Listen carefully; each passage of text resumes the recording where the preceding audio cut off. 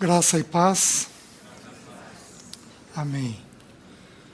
Que bom poder estar aqui novamente com os irmãos, tendo comunhão. Nós vamos gastar esse fim de semana, esses 3 períodos, estudando 2 temas. E nós vamos ficar nesses 2 temas entre 3 a 4 meses, estudando essas porções da Palavra de Deus. O ano passado, depois que nós encerramos aquele material sobre família, o irmão Thomas perguntou se havia algum assunto ainda significativo dentro do contexto de vida familiar. E eu disse para ele que nós tínhamos 2 assuntos que são muito importantes, que nós não estudamos e que seriam muito importantes nós estudarmos. Os 2 assuntos são ansiedade. Então, é o assunto que nós vamos estudar esses próximos meses. E o assunto do dinheiro. Esse, numa ocasião que o Senhor nos permitir, se assim for do agrado dele, a gente estuda. Então, nós temos 2 temas. Os irmãos, hoje à noite, vão precisar ter um pouquinho de paciência comigo. Eu acho que vai ser bem tranquilo. Mas eu preciso criar um pano de fundo para a gente estudar isso. Nós temos 2 temas que nas Escrituras eles são contrapostos, um resolve o outro, e são 2 temas que os textos associam, os textos ligam. Nós temos o assunto da ansiedade e o que contrapõe a ansiedade nas Escrituras é a paternidade.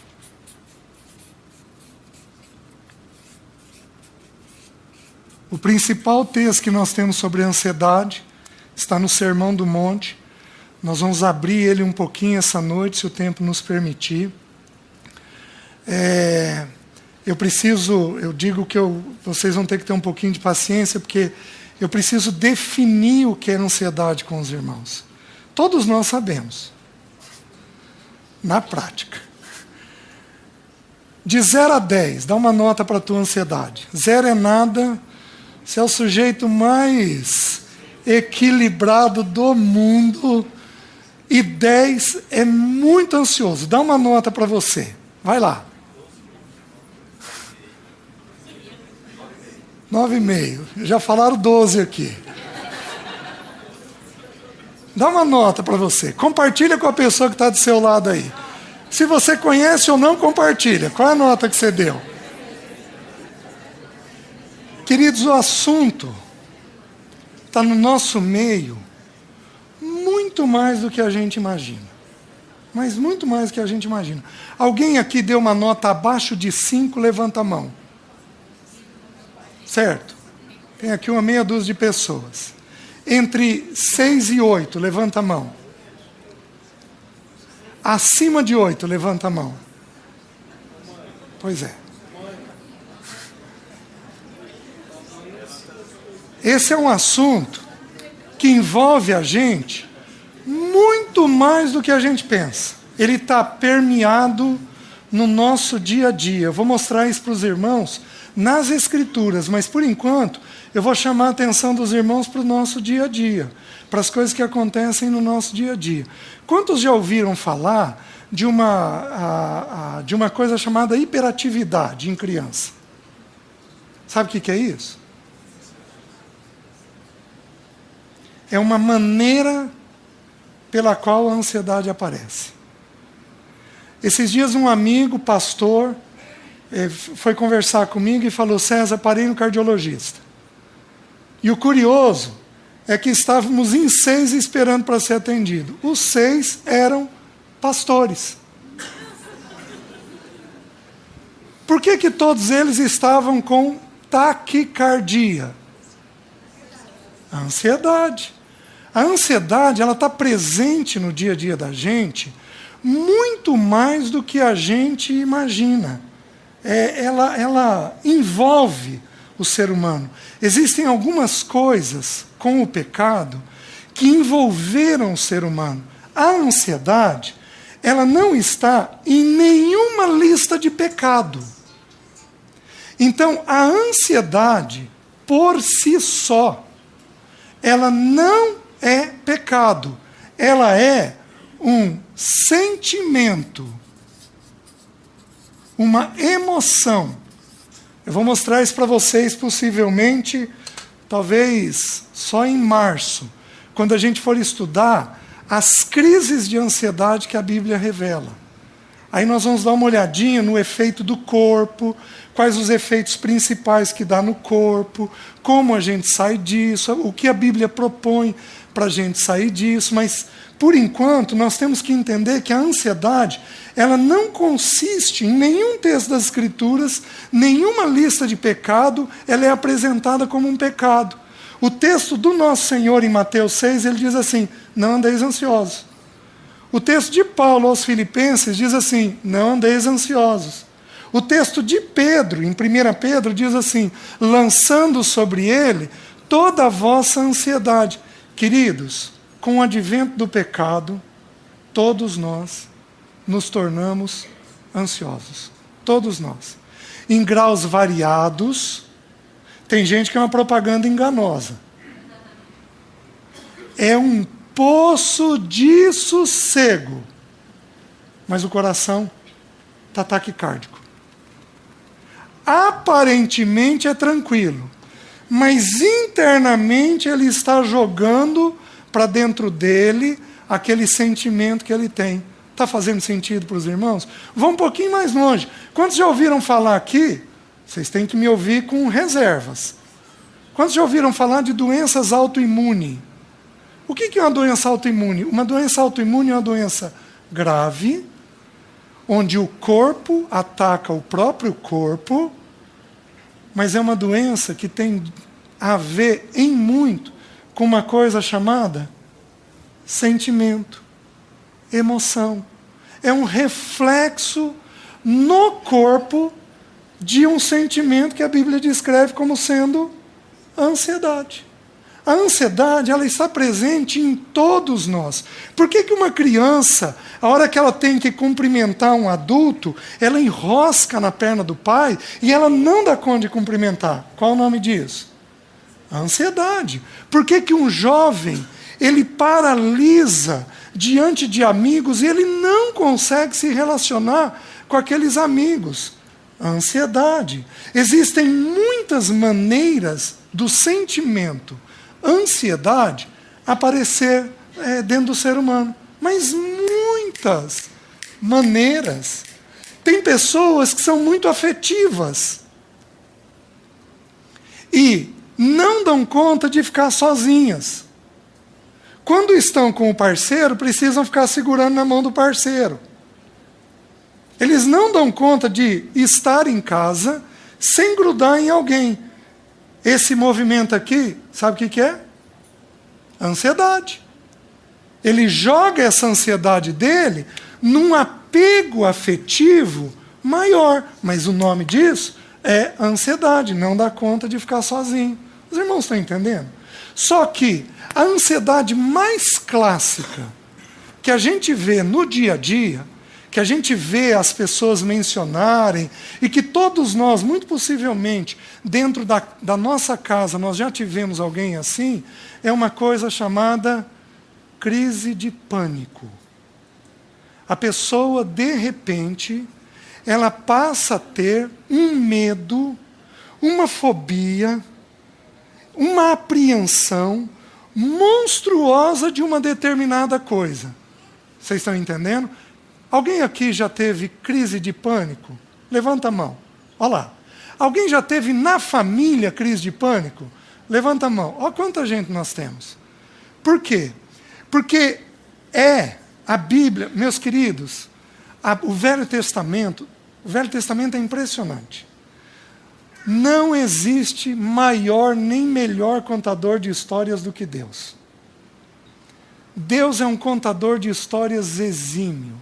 O Velho Testamento é só histórias.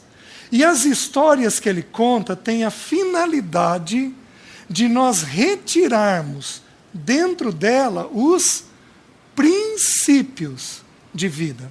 Então, quando Deus conta uma história e Ele não lança luz direta naquela história do que é, de como é para a gente interpretar, é porque Deus quer que a gente tire os princípios contados naquela história. A primeira, Adão foi criado. Em Gênesis 1, Adão e Eva. Em Gênesis 2, descreve a criação em separado, do homem e da mulher. Escreve ali especialmente a da mulher. Gênesis 3 tem a queda. Então Deus falou com Adão: Adão, tem 2 árvores aqui, o jardim inteiro para você desfrutar. Uma delas é a árvore da vida. Você come do que você quiser do jardim, menos de uma árvore. Você não pode comer da árvore do bem e do mal, do conhecimento do bem e do mal. Dessa árvore você não come, porque no dia que você comer, você vai morrer dela. Você vai morrer. O que Adão fez? Adão comeu, e no momento que ele comeu, eu vou explicar aí a paternidade. No momento que ele comeu, ele perdeu a relação com o pai. Ele simplesmente perdeu a relação com o pai. Em Lucas, capítulo 3, quando Lucas faz a genealogia do nosso Senhor Jesus Cristo, no versículo 38, se não me engano, diz assim: Cainã, filho de Enos, Enos, filho de Sete, Sete, filho de Adão, este filho de Deus. Então, quando Deus criou Adão, Ele criou Adão com o expresso propósito de Adão se tornar filho dele. Adão era apenas criação. Quando ele comesse da árvore da vida, quem é a árvore da vida? Jesus. Ele é a própria vida. Eu sou o caminho, a verdade e a vida. Jesus era a árvore da vida. Quando ele comesse da árvore da vida, ele se tornaria filho de Deus, com uma relação toda diferenciada com o Pai. Mas, queridos, ele opta por comer a árvore do conhecimento do bem e do mal. Ele opta por entender as coisas. Ele opta por controlar as coisas. Quem aqui é controlador? Perguntinha difícil. Quem aqui é controlador? O controlador come da árvore do conhecimento do bem e do mal. Porque ele tem necessidade de controlar tudo aquilo que acontece. A informação tem uma finalidade dentro do ser humano. O ser humano tem necessidade de controlar as coisas que acontecem. Ele tem dificuldade de se lançar no Pai e criar dependência do Pai, onde o Pai toma ele pela mão e conduz ele onde o Pai quer. O ser humano não gosta disso. O ser humano, ele tem a necessidade de buscar informação para ele poder controlar as coisas que vão acontecer. Adão fez isso. E quando ele fez isso, ele tem um impacto imediato sobre a alma dele, porque ele perde o relacionamento que ele teria com o pai dele, com o Criador dele, é perdido com o pecado. E imediatamente ele tem mecanismos de fuga. Deixa eu ir fazendo uma lista com os irmãos de como que a ansiedade aparece em nós. Eu já volto em Adão. Hiperatividade,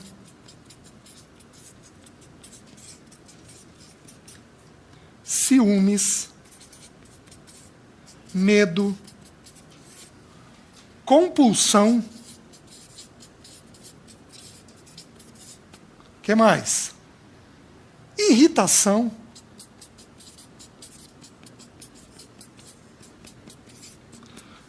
Somatização. Soma no grego significa corpo. Nós vamos estudar um salmo num desses próximos dias só sobre somatização, sobre como o corpo reage quando nós estamos ansiosos. Somatização. Tudo isso daqui são maneiras pela qual a ansiedade se manifesta dentro de nós. Adão fez uma coisa, logo que ele pecou. Adão desenvolveu uma compulsão.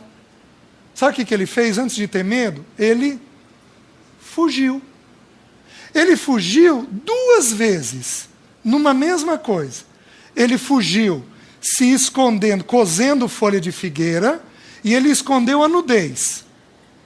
Vocês estão entendendo? Então, como o pecado apareceu em forma de nudez, ele deu um jeito de esconder a nudez. Aí vamos mais. Mentira. Isso é pecado. Só que a mentira, em geral, é um sintoma de ansiedade. A ansiedade é um sentimento que, se eu não cuidar, me leva ao pecado. Os irmãos estão entendendo? Adão, ele primeiro cose folha de figueira e ele esconde a nudez dele e de Eva. E a sensação é a seguinte: ele olha para ele e ele não vê a nudez. Ele escondeu dele mesmo. Ele olha para Eva e ele não vê a nudez. Escondeu a nudez e Eva olha para ele e não vê a nudez dele. E ele acha que Deus não está vendo a nudez dos dois. Então, ele esconde dele, do outro e de Deus. Ele acha que está escondendo. Só que logo depois dele cozer folha de figueira, ele se esconde uma segunda vez. Ele se esconde onde? Num arbusto. Então ele começa a fazer um movimento de repetição. Um movimento que a gente chama de compulsão. Está tudo na Bíblia, meus queridos. Vocês querem ver? Você senta para comer. O sujeito, repetição. Ele está ansioso? Tudo que envolver repetição, são pouquíssimos os excessos que a Bíblia apresenta. Que eu me lembre, só 4 excessos são permitidos para o ser humano, nas Escrituras. Amar a Deus acima de todas as coisas, é um excesso. Orar sem cessar, é um excesso. Em tudo dar graças, é um outro excesso. E o último excesso que eu conheço, tudo que eu fizer, seja em palavra, seja em ação, tem que ser feito para a glória de Deus. 4 excessos. Qualquer outro excesso, come muito, come pouco. Trabalha muito, trabalha pouco. Dorme muito, dorme pouco. Qualquer outro excesso constitui um quadro de ansiedade. Adão revelava essa ansiedade. Ele ia mostrando essa ansiedade na compulsão que ele foi tendo. Ele foi tendo essa compulsão e isso foi revelando. Só que, quando ele viu que ele não ia dar conta de se esconder, o coração dele começou a ser tomado por uma coisa chamada medo. Queridos, não existe ser humano nesta terra que não tenha medo. Não existe. Todos nós somos filhos de Adão. De uma ou de outra forma, todos nós teremos medo. Quando nós estudarmos Elias, nós vamos estudar crise de pânico na vida de Elias. Qual é o maior medo que o ser humano tem? A morte. Hebreus diz do pavor da morte. É uma expressão usada apenas para a morte. O pavor que a morte gera dentro de nós. O pavor de perder um filho, de perder um marido, de perder um ente querido, de perder alguém da igreja. É o maior de todos os medos. Adão foi tomado por um sentimento. O sentimento de medo. Tudo isso quer dizer o quê? Eu estou dizendo para os irmãos, através disso, que o nosso pai, Adão, ele era ansioso. E ele era ansioso porque ele não teve um bom relacionamento com o seu pai.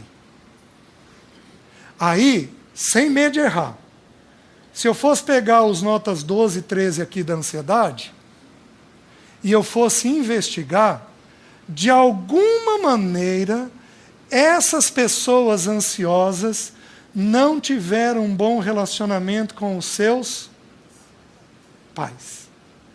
Queridos, agora eu preciso dar uma parada. E eu vou falar um pouquinho sobre deixa eu encerrar sobre a ansiedade. O que é a ansiedade, então?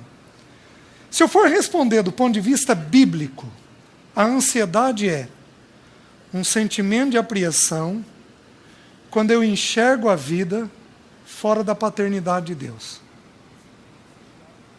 Se eu for olhar do ponto de vista psicológico, a definição de ansiedade é um sentimento de apreensão, onde eu tenho uma certeza de que uma tragédia vai acontecer, e eu sou imediatamente tomado por reações físicas diante dessa certeza que eu tenho.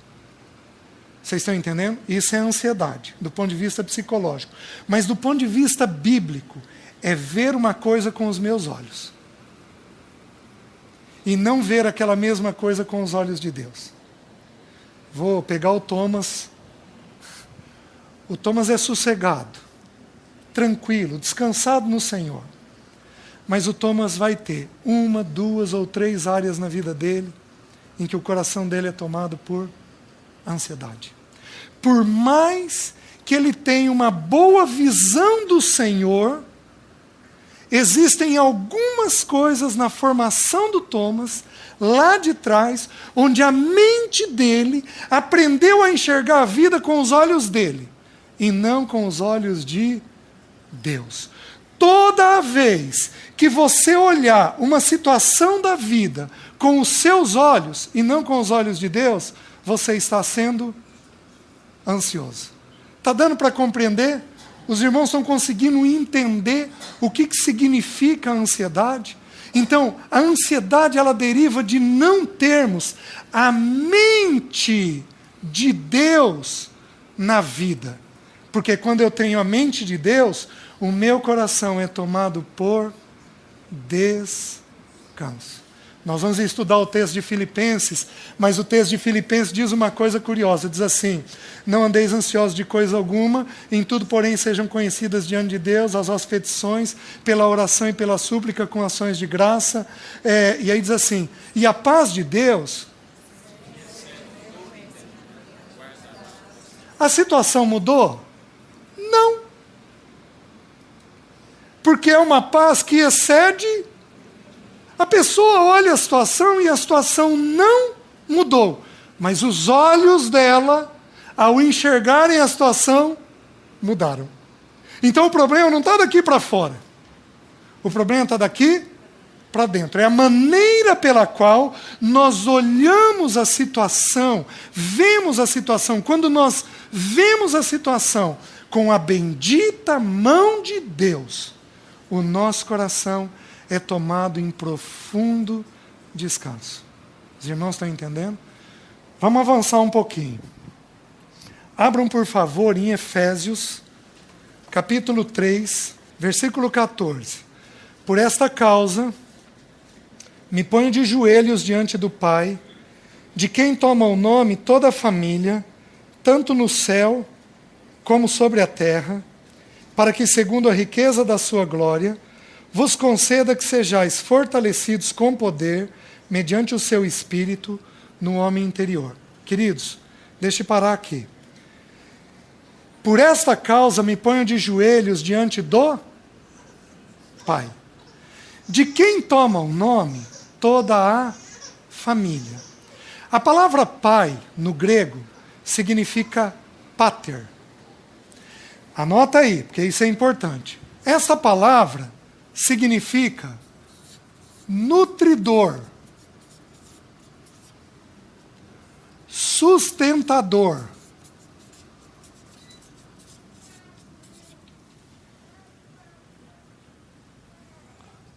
protetor.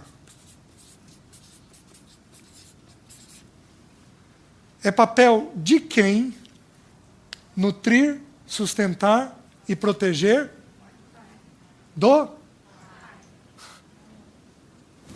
E a mãe? E aí o versículo diz uma coisa curiosa.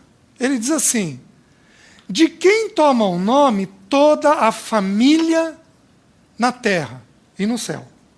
Então, a palavra família, no grego, ela significa pátria, que é um derivado da palavra pater. Então, entendam o que eu vou dizer. Tudo que existe de família nesta terra, queridos, uma cidade é uma família. Às vezes um bairro, uma rua é uma família. A família, ela tem muitas formas de ser vista. Um homem e uma mulher são uma família. Um homem, uma mulher e os filhos são família. O homem, a mulher, os filhos e os seus progenitores são uma família. A igreja é uma família. Uma nação pode ser uma família. Vocês estão entendendo?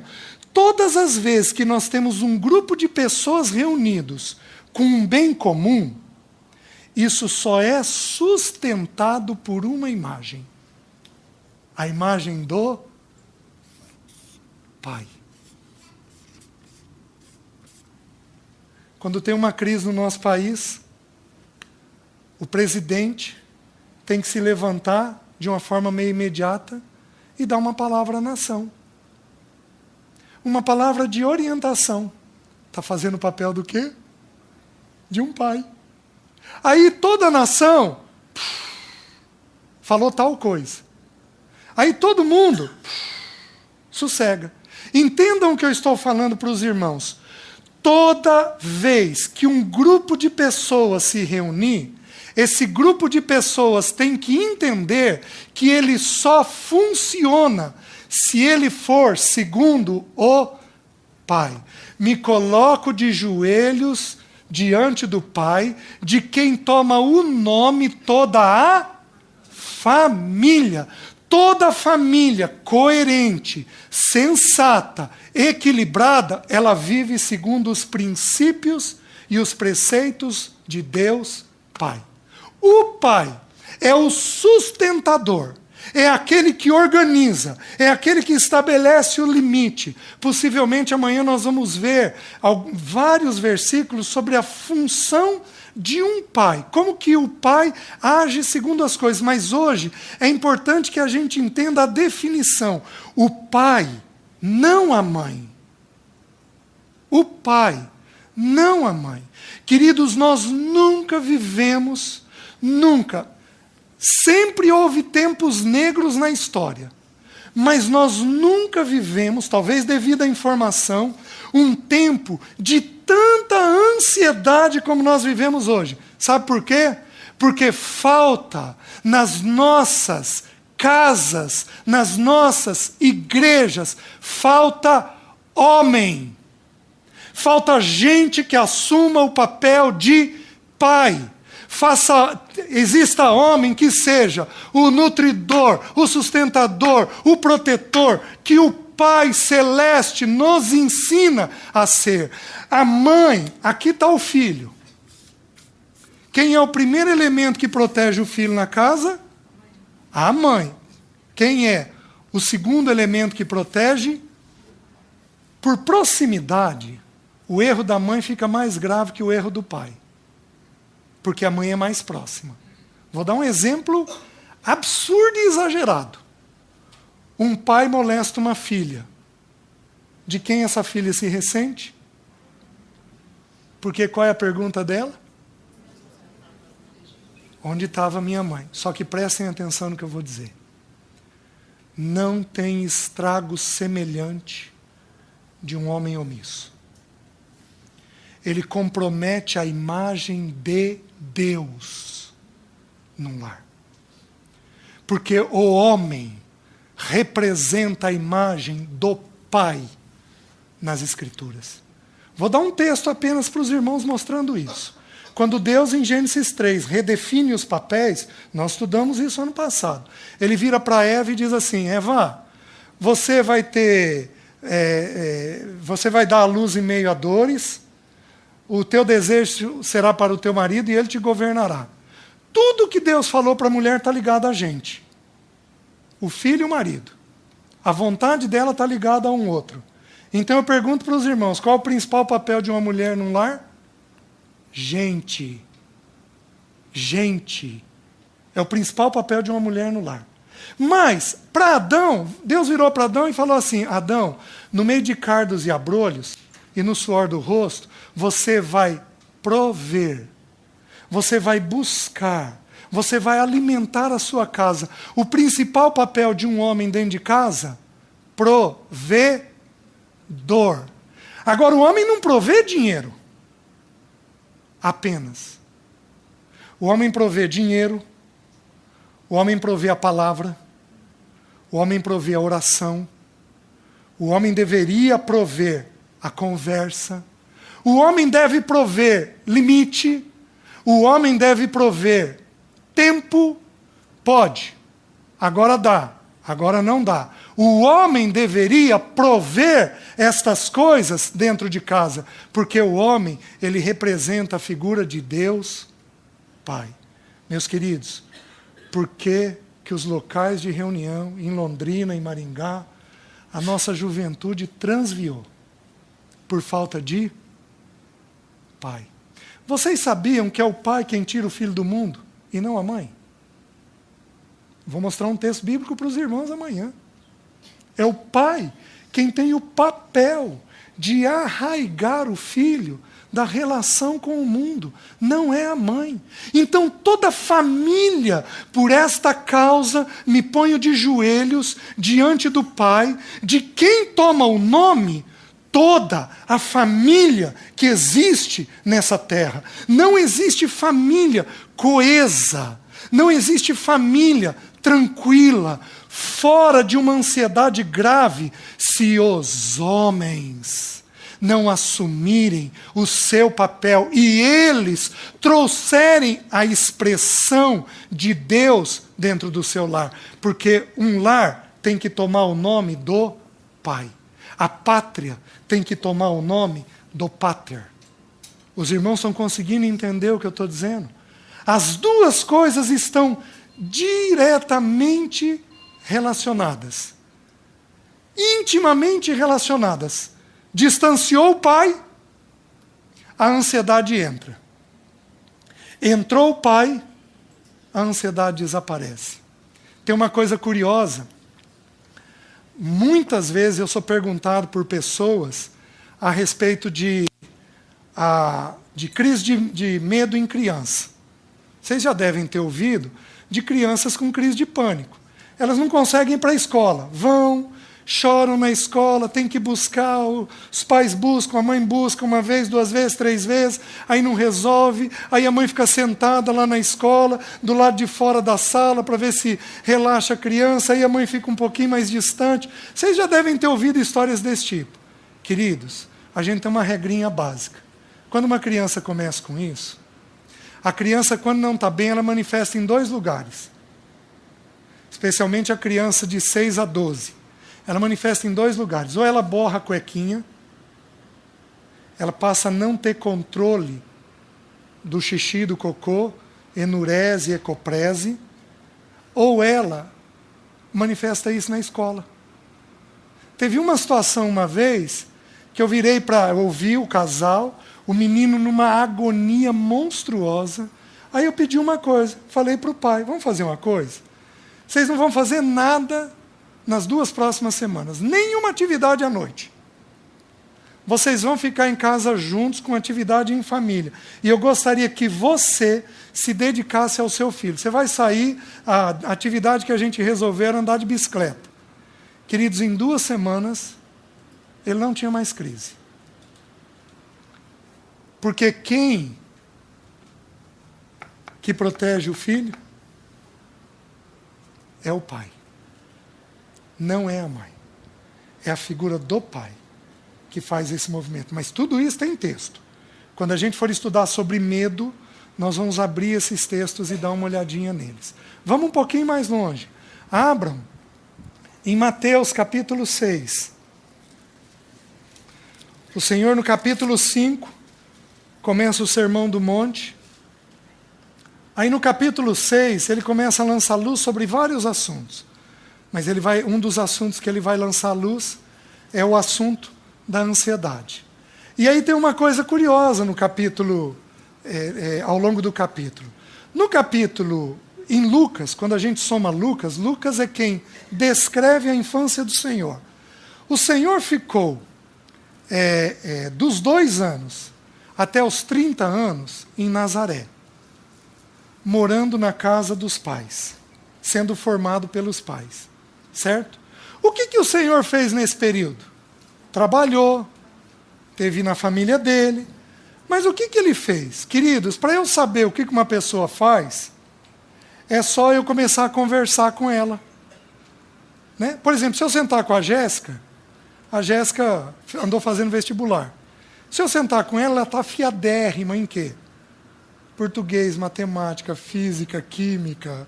Se for para bater papo, se eu tivesse a idade dela, isso daqui, aquilo lá. Não, eu fiz assim, eu fiz assado, ela vai ter um caminhão de coisa para falar, porque é onde a mente dela está ocupada. Queridos, Jesus fica 30 anos quieto.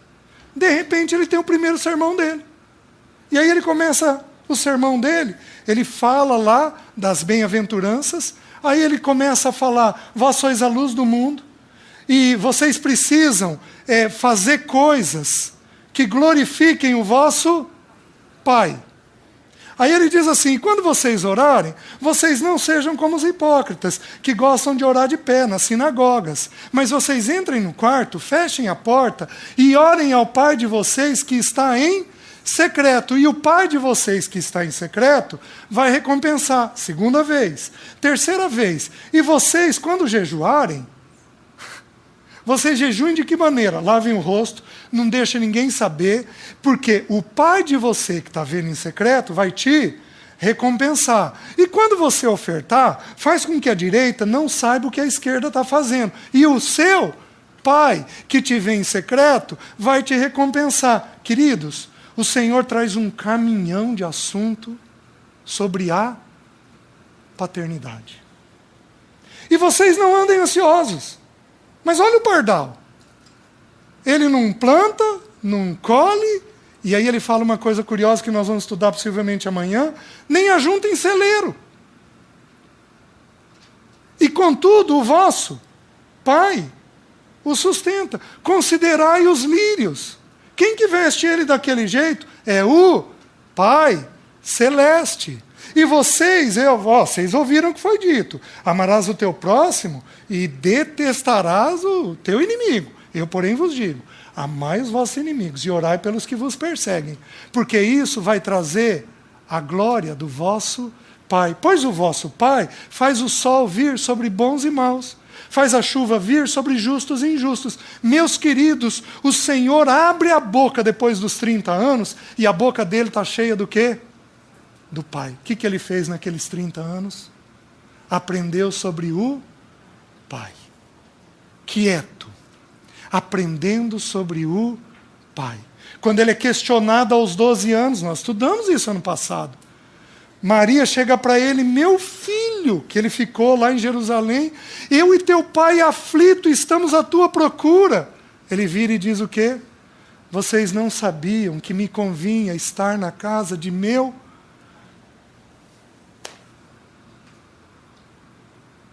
Nós precisamos da misericórdia do Senhor.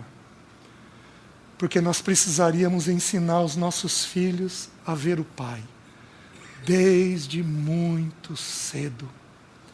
A gente ensina eles a ver boas escolas, bons trabalhos, a gente ensina eles a ter capacitação, a gente ensina eles a conviver com gente bem educada, mas a gente não ensina eles sobre o Pai. O Senhor Jesus aprendeu sobre o Pai. E à medida que ele foi aprendendo sobre o Pai, o coração dele, a mente dele, foi sendo ganha pelos pensamentos do Pai, pelas palavras do Pai, pela vontade do Pai. Tudo nele estava ligado ao Pai. Os irmãos estão conseguindo entender? Então, quando eu vejo do ponto de vista do Pai, o meu coração fica sossegado. Agora, eu vou começar a provar isso para os irmãos. Só que para isso, capítulo 6, versículo 19. Lembra que eu preciso da paciência de vocês. Eu estou montando um pano de fundo. Eu falei sobre o que é ansiedade, estou explicando um pouquinho sobre o que é o Pai, e agora eu vou precisar explicar um pouquinho sobre como é a alma do ser humano. Como que o ser humano funciona, porque nós vamos voltar nisso muitas vezes, para a gente entender as crises de ansiedade e as dificuldades da paternidade de Deus em nós. Capítulo 6, versículo 19 diz assim: não acumuleis para vós outros tesouros sobre a terra, onde a traça e a ferrugem corrói, e onde ladrões escavam e roubam. Mas ajuntai para vós outros tesouro no céu, onde traça nem ferrugem corrói, e onde ladrões não escavam nem roubam. Porque onde está o teu tesouro, aí estará também o teu coração. Lembra que no original nós não temos versículo. É o Senhor falando numa sequência. Aí ele diz assim, então ele falou sobre um assunto chamado dinheiro. E ele falou sobre o tesouro que eu vou ter. Aí ele fala sobre o verdadeiro tesouro que eu tenho na eternidade. Ele fala sobre dinheiro, o meu coração e o verdadeiro tesouro que eu posso ter na eternidade. Aí o Senhor vira e diz assim: são os olhos, a lâmpada do corpo. Então ele está ensinando um princípio. Se os teus olhos forem bons, todo o teu corpo será luminoso. Porém, se os teus olhos forem maus, todo o teu corpo estará em trevas. Portanto, caso a luz que há em ti sejam trevas, que grandes trevas serão. Eu preciso parar aqui. E eu vou contar com a paciência dos irmãos. Deixe-me explicar uma coisa para os irmãos. O ser humano, ele é composto de 3 elementos. 1 Tessalonicenses ensina isso. Diz que o ser humano tem um espírito, uma alma e um corpo. Certo? O espírito é a parte que toca a Deus. Ela não é uma parte, ela é imaterial. A gente não toca. Ela tem faculdades. Por exemplo, a consciência está dentro do espírito. A intuição está dentro do espírito. São faculdades que o espírito da gente tem. Digamos assim, ferramentas que o espírito da gente tem. Só que a alma, ela é composta. O que é a alma? A alma é o que a psicologia chama de eu. É quem você é. É quem a Jéssica é. Eu começo a conversar com a Jéssica. Ela fala de estudo. Depois ela fala de roupa. Ela pode falar de sapato. E aí eu vou entendendo que a Jéssica gosta do quê? De estudo, de roupa, de sapato. A Jéssica vai deixando vazar o que está dentro dela à medida que ela fala. Ela vai falando e eu vou vendo o que está dentro dela. A alma, ela é composta de 3 elementos. O que a Jéssica é, o que o Thomas é composto de 3 elementos. A alma é composta do pensamento,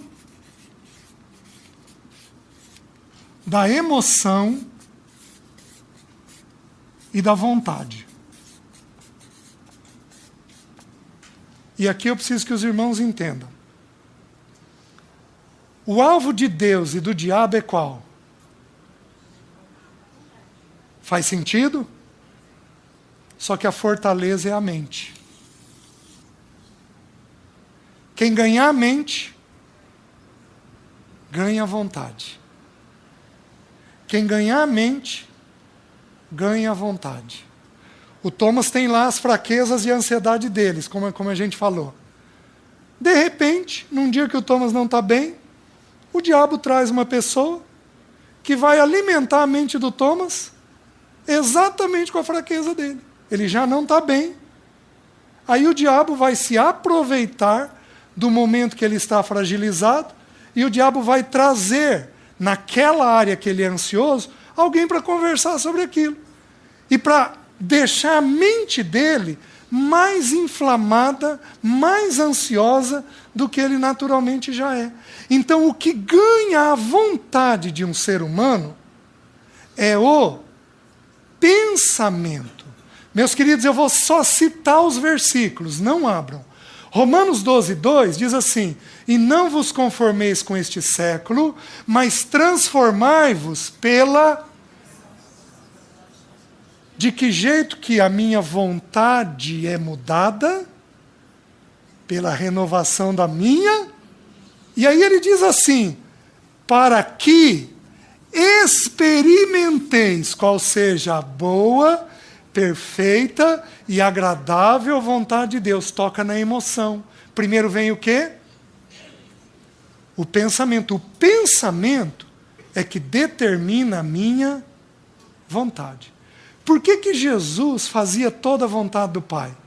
Porque o tempo todo ele pensava em quem? No Pai. Era o Pai. O Pai o tempo todo. Meu Pai, meu Pai, meu Pai, meu Pai, meu Pai, meu Pai, meu Pai, meu Pai. O tempo todo, o Pai, o Pai, o Pai e o Pai. Mês que vem, se o Senhor permitir, nós vamos estudar 3 coisas do Filho. Porque são 3 coisas que o Pai fez com o Filho amado e o Pai vai fazer comigo e com você. O Filho liberto, o Filho tendo comunhão e o Filho sofrendo. Nós precisaríamos tirar o final de semana inteirinho só para falar sobre o sofrimento que o Pai gerou no Filho, porque é a mesma coisa que ele vai fazer comigo e com você. Então, mês que vem, para os corajosos. O Pai conduzindo o Filho ao sofrimento. À medida que eu penso, eu decido a vontade. Só que, vou citar outro versículo, tudo que eu penso, eu sinto. Não abram. João 16, ali começando com o versículo 5, Jesus começa a falar da morte dele. E ele diz assim para os discípulos: se eu não for, o Consolador não vai vir. E aí ele vira e diz assim: porque vos tenho dito estas palavras? Quais palavras ele falou? Morte. Qual o assunto que entrou na mente dos discípulos? Morte. Porque vos tenho dito estas palavras? Tristeza encheu o vosso coração. Então a regra é a seguinte: tudo que eu penso, eu sinto. E tudo que eu penso e sinto, eu faço. Quem ganhar a minha mente, me ganha. Ganha a minha vontade. Quem levar a minha mente, ganha a minha vontade. Deu para entender o pano de fundo? Aí o Senhor vira e diz assim: são os olhos, a janela da alma. Então o Senhor lança mais um princípio. O que alimenta o meu pensamento? O que alimenta o meu pensamento é o meu corpo. Os 5 sentidos. O que eu vejo, audição, visão, tato, paladar e olfato. Tudo que entra pelo meu corpo é traduzido dentro da minha mente. Por que as crianças hoje são mundanizadas? Queridos, eu ouvi na região de Maringá de uma menina de 11 anos grávida. Não pode isso. Por que os nossos filhos são mundanizados? Porque eles têm o mundo na palma da mão deles, jogando informação para a mente deles. Então a ideia é a seguinte: Jesus, antes de falar de ansiedade, ele está ensinando como é que a gente funciona. Os olhos é que vão jogar informação para aquilo que você ama. Digamos que a Jéssica ame roupa. A hora que eu entrar com ela no Catuaí, o que ela faz? Ela para. Para na vitrine. Qual vitrine, Jéssica? Qualquer uma. A Zara, assim. básico. Pode ser a Zara. Vocês estão entendendo como é que funciona? Vocês estão entendendo como é que vem na minha... Ela já elegeu a loja, apesar que eu perguntei, né? A mente é ganha por aquilo que eu anseio. O que eu anseio, o tesouro que eu tenho dentro de mim, eu procuro este tesouro com os olhos. E, se você não cuidar, a luz que há em ti pode virar trevas. E caso a luz que há em ti sejam trevas, que grandes trevas serão. Quem são os ansiosos? Os ansiosos são aqueles que procuram as coisas fora da vontade de Deus. A Jéssica tem que comprar roupa? Tem. Se ela for comprar fora do tempo que Deus estabeleceu para ela, a mente dela fica ansiosa. Ela está procurando alguma coisa para satisfazer alguma coisa e não está segundo Deus, segundo o que Deus está fazendo com ela. Então o Senhor está nos ensinando o funcionamento nosso. Como é que a alma da gente vai trabalhando? A alma da gente é trabalhada através dos sentidos nossos. E dos 5 sentidos, tem 2 sentidos em especial, que são muito significativos: a visão e a audição. Os 2 sentidos formam um conceito dentro de nós, mas em especial a audição. Quem ganhar a tua mente, quem ganhar a tua mente, vai ganhar a tua conduta. E queridos, especialmente os pais, aquele que pensa estar em pé, cuide para que não caia. Meus queridos, os nossos filhos escorregarem, é daqui para ali. Não achem que nós estamos seguros, nenhum de nós está. A vida cristã é um alimento da mente todo dia. A vida dele tem que ser absorvida todo dia. Se não for absorvida todo dia, nós caímos em ansiedade, e a ansiedade nos leva ao pecado. Aí vamos estudar um pouquinho as Escrituras. Acho que ficou claro, né? Então, o versículo 22. São os olhos a lâmpada do corpo. Se os teus olhos forem bons, todo o teu corpo será luminoso. Se, porém, os teus olhos forem maus, o que são olhos maus? É buscar coisas que não trazem a glória de Deus. Se os teus olhos forem maus, todo o teu corpo estará em trevas. Por que ele está dizendo que o corpo estará em trevas? Romanos diz que eu entrego os membros para o pecado. Então é ganho na mente. E aí eu entrego os meus membros, braços, pernas, genitália, eu entrego o corpo, os meus membros, para o que entrou dentro da minha mente.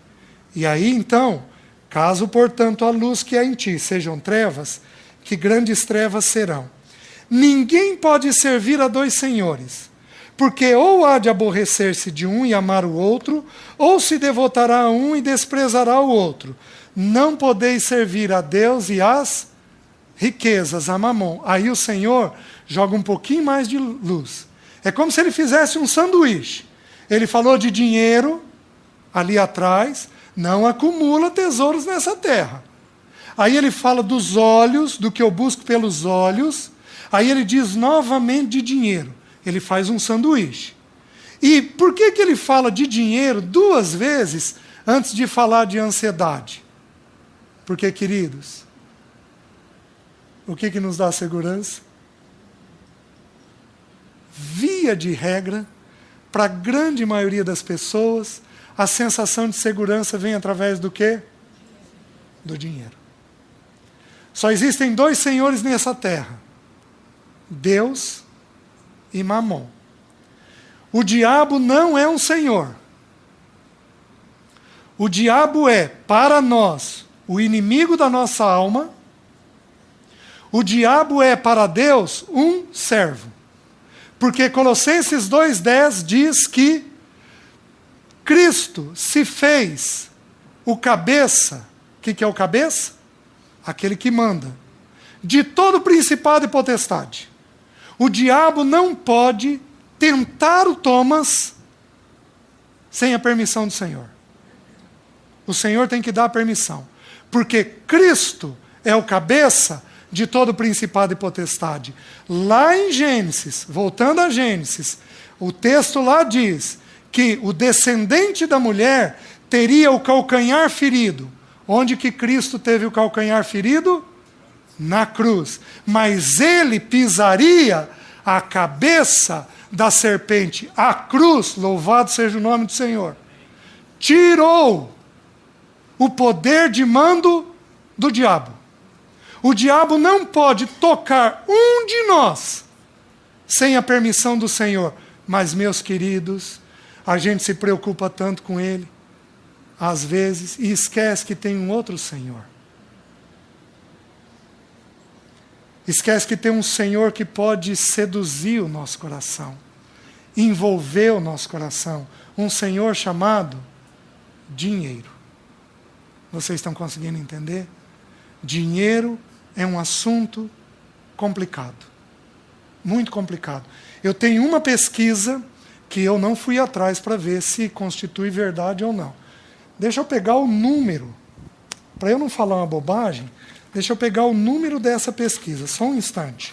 Um material que eu estudei, ele diz o seguinte: existem na Bíblia 205 versículos sobre fé. 208 versículos sobre salvação. E existe 2085 versículos sobre dinheiro. 2085. Meus queridos, isso constituindo a verdade, 1/4 das escrituras quase é sobre dinheiro. Por quê? Porque dinheiro é um Senhor. Então Jesus começa a dizer, o coração de vocês não é para ser ganho pelo dinheiro. Porque o dinheiro vai deixar vocês apenas mais ansiosos. Eclesiastes diz que quem multiplica dinheiro, multiplica preocupação. É tanto IPTU para pagar agora, né? Ele multiplica carro, ele tem IPVA agora. Quem multiplica dinheiro, multiplica preocupação. Então o Senhor, ele constrói a base para nós entendermos como é o assunto da ansiedade. Versículo 25. Por isso vos digo, não andeis ansiosos pela vossa vida, quanto ao que haveis de comer e beber, nem pelo vosso corpo, quanto ao que haveis de vestir. Não é a vida mais do que o alimento e o corpo mais do que as vestes? Observai. Olha a expressão que ele usou. Observai. Queridos, através do que eu observo?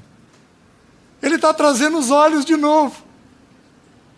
Aprende a colocar os olhos no que você precisa colocar. Eu vou dar um pequeno testemunho. Eu tive um bom relacionamento com meu pai. E o meu pai veio para a cidade onde ele viveu a vida toda, muito novo, com 17 anos de idade. Meu pai era um farmacêutico. Meu pai tinha o quarto ano primário, e o meu pai era farmacêutico daquela época de manipular poção, de fazer o remédio ainda. Pegar lá as flores, os frutos, os pós, e ele próprio manipular a poção. Só que meu pai era um homem muito inteligente. Meu pai leu toda a obra de Dostoiévski, tendo 4º ano primário. Ele tinha muitos livros, e ele conversava muito com a gente. Então, o meu pai viu muita doença. E o meu pai trouxe os doentes para a cidade grande. E eu, quietinho, tímido, acompanhava meu pai. E desde cedo eu fui vendo uma coisa chamada doença grave. A minha mente foi sendo trabalhada. O meu pai, como ele passou muita necessidade na infância, ele tinha medo de não ter. Meu pai, minha mãe, a gente brinca até hoje, meu pai fazia uma viagem, colocava R$100 na carteira, ele ia gastando nas paradas. Ele precisava comer. Ele ia gastando. Por quê? A gente supunha que é porque ele passou muita necessidade. O problema, queridos, é que o meu pai desenvolveu um medo monstruoso da morte. Meu pai morreu chorando. Eu creio que ele entregou a vida ao Senhor 2 meses antes dele falecer. A gente crê, eu creio pela fé no que a gente viveu ali com ele, só que ele morreu sem realidade nenhuma do Senhor. Ele já estava com um tumor na cabeça. O problema é que o medo da morte e do futuro e de faltar vazou para os filhos. E eu, uma esponja, quietinho, filho quieto é um perigo. Porque o falante, a gente sabe o que está dentro dele, mas o quieto, você não sabe como é que ele está traduzindo. Queridos, eu fui absorvendo. Aos 11 anos de idade, eu assisti uma reportagem no Fantástico. Acho que eu contei para os irmãos já. Eu assisti uma reportagem no Fantástico de um cantor, ou ator, eu não me lembro, que foi enterrado vivo. Sérgio Cardoso. Quem lembra? O Fantástico teve o cuidado de mostrar o caixão com o braço dele para fora. E eu estou tendo cuidado de falar isso. Meus queridos, 11 anos de idade, você é enterrado vivo. Você é enterrado vivo. Quantos aqui tem esse medo? Catalepsia, levanta a mão. Tem muita gente que tem esse medo. Você é enterrado vivo, você é enterrado vivo, você é enterrado vivo. A gente dá um jeito de dar um nó na alma da gente, né? O que eu fiz para ter a sensação de que eu não ia ser enterrado vivo? Pus a mão no pomo de Adão. E eu dormia apertando o pomo de Adão e engolindo. Porque aí eu tinha a sensação que eu estava vivo. Por isso que minha voz é rouca. A fono supõe que eu abaixei o pomo de Adão. Aí comprometeu a minha voz. Até os 14 anos, 3 anos, toda noite, quietinho. Aos 15 anos me converti. Aos 23 anos tive uma crise de ansiedade. Qual o primeiro medo? Eu era presbítero, já saía pregando, casado há quase 2 anos com a Alessi. Meus queridos, eu entrei numa crise. Você é enterrado vivo, você é enterrado vivo. Alessi, por favor, Alessi. E meus queridos, no medo a gente supõe que a coisa vai acontecer. Mas no pânico a gente tem certeza que ela está acontecendo. Então, eu vivia. E aí, deixa eu voltar aos 11 anos. O Fantástico fez um teatro de um sujeito com catalepsia. Catalepsia é essa doença onde abaixa tantas funções que ela não é diagnosticada. Hoje eles já têm protocolo para resolver isso daí. Aí eles mostraram um sujeito no caixão, paralisado, ouvindo tudo o que acontece. Meus queridos, 11 anos de idade. Aos 23, o que veio para fora? Eu, enterrado, vivo. Do mesmo jeitinho que o cara estava no caixão. Meus queridos, foram 4 anos o Senhor me trabalhando. Mas esse não foi o único medo. Porque logo depois disso, eu tive 6 medos nessa crise. Vou ser enterrado vivo, vou perder tudo financeiramente, não vou dar conta de sustentar a minha casa, vou ter um tumor na cabeça. Eu sabia o local do tumor, onde a mente da gente vai. Vou enlouquecer e vou me matar. Tudo isso foram histórias que eu vivi na minha infância. O que o Senhor tem que fazer comigo aos 23 anos? Ele precisa permitir que eu tenha uma crise para eu limpar a minha mente. Cada medo, Ele foi trabalhando. Um por um, Ele foi trabalhando. Meus queridos, eu sou devedor ao Senhor. Mas o instrumento que Ele usou foi a crise. Por isso, Ele levará os ansiosos aqui a uma crise. Bendita crise. Santa crise. Que tem a finalidade de limpar a nossa mente. De tirar os conceitos antigos, velhos, complicados, às vezes malignos, que estão dentro da nossa mente e desarraigar aqueles pensamentos que estão fortalecidos dentro da nossa mente. Alguns deles saem com a simples leitura da palavra. Outros deles, nós teremos que ler a palavra, e ler a palavra, e ler a palavra, e ler a palavra, e orar, e jejuar, e conversar com irmãos, e buscar ao Senhor, até que o Senhor, num dia, num minuto, Ele vem e toca. Eu fiquei agonizando com esse pensamento da morte por uns 3 anos. Aí o Senhor, eu lia muito a palavra. Aí eu estava na leitura de Lamentações de Jeremias. E se vocês se lembrarem, Jeremias, quando o povo enjoava de Jeremias, colocava ele dentro de uma cisterna. Um poço de água. Aí Lamentações. Queridos, imagina aquele poço no final do dia.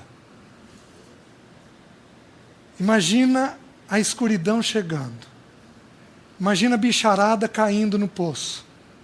Aqueles animais da terra caindo no poço. Queridos, Jeremias, eu buscando ao Senhor, Jeremias diz assim: da mais profunda cova me lembrei do meu Senhor. Aí um sujeito ansioso, um crente altamente ansioso, da mais profunda cova, a Bíblia é impressionante, ela é precisa, da mais profunda cova me lembrei do meu Senhor. Aí o Senhor falou comigo, Ele disse assim: César, eu sou seu Deus nessa terra, eu cuido, protejo e amparo você. Queridos, como eu tive um bom relacionamento com meu pai, eu tenho tanta segurança na paternidade de Deus, eu falei: Senhor, mas eu tenho tanta segurança no teu cuidado comigo, eu sei que o Senhor é um pai perfeito para mim. Aí o Espírito falou assim: que diferença faz para mim 1,5 metro abaixo da terra? Aí o Espírito colocou uma cena na minha mente, eu enterrado, vivo, mas em profunda paz com Deus, porque o meu papai desta terra é o mesmo papai de 1,5 metro abaixo dessa terra. Eu estaria cuidado e guardado por eles. Queridos, 1 minuto, a minha mente foi tocada. Nunca mais tive essa ansiedade. Nunca. Eu perdi a conta de quantos irmãos eu já ajudei com este medo específico, contando o meu testemunho. Isso não é um testemunho só de catalepsia, isso é um testemunho da visitação de Deus nas nossas ansiedades. Ele simplesmente vem e nos toca no tempo dele, da forma dele, no momento dele. Ele vem e toca em nós, nos libertando completamente das angústias que nós temos nessa vida. Amém? Só que não há milagre onde não há dor.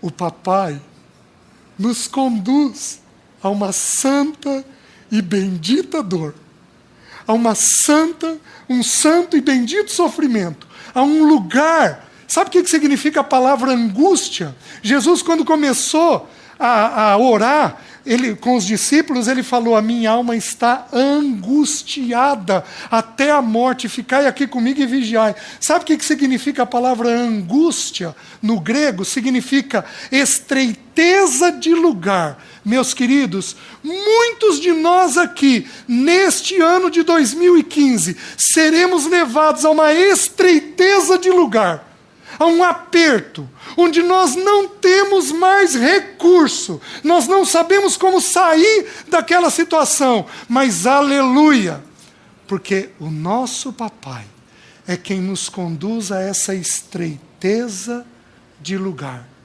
para então poder nos libertar das coisas que estão dentro de nós. Amém? Amém? Vamos curvar nossas cabeças, vamos orar.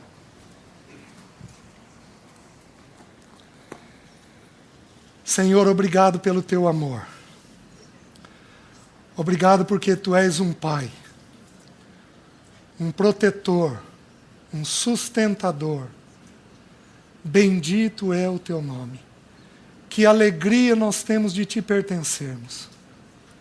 Vede que grande amor nos tem concedido o Pai, ao ponto de sermos chamados filhos de Deus. Senhor, bendito seja o teu nome. Senhor, nós te amamos, nós te desejamos. Senhor, nos visita nas nossas ansiedades, nos visita nas nossas angústias. Não permita que nós sejamos tomados por pensamentos indevidos, mas nos visita, nos mostrando o bendito Pai que o Senhor é, para que o teu nome seja glorificado nas nossas vidas. Em nome de Jesus nós oramos. Amém. Amém, meus irmãos.